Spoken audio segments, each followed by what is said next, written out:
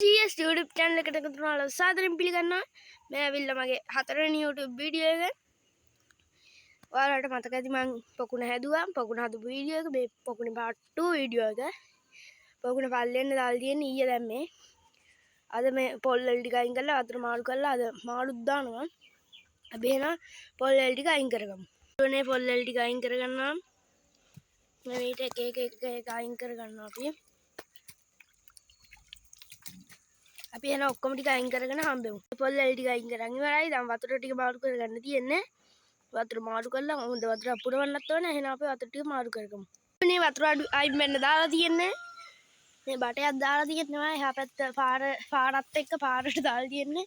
මෙන්න මේ බටේ වෙන්න තියෙනවා පොන්ට් එක. තව වතුර ගොඩක් අයින් වෙන්න තියෙනවා. මේ ටිකත් අයින් කරලා අපි හම්බෙමු.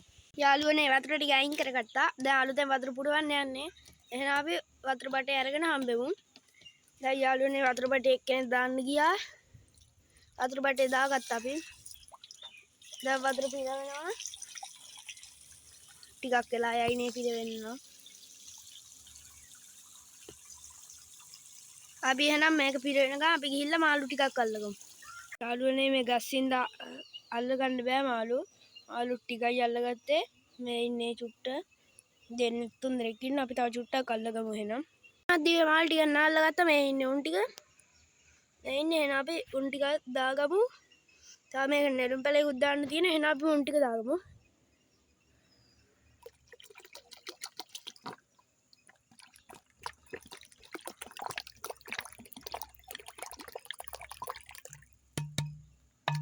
අන්න ගායිස් උන් ටික ගියා. පේන්නේ නැන්නට තටව ටිකකුත් ඉන්නවා. ඒ ඉන්නේ.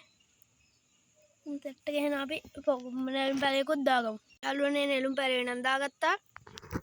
මාළු ටිකකුත් ඉන්නවා. මාළු නම් ටිකයි ඉන්නේ. මම මේකට මාළු ගේන්න මාළු ෂොප් එකකටත් යන්න හිතන් ඉන්නවා.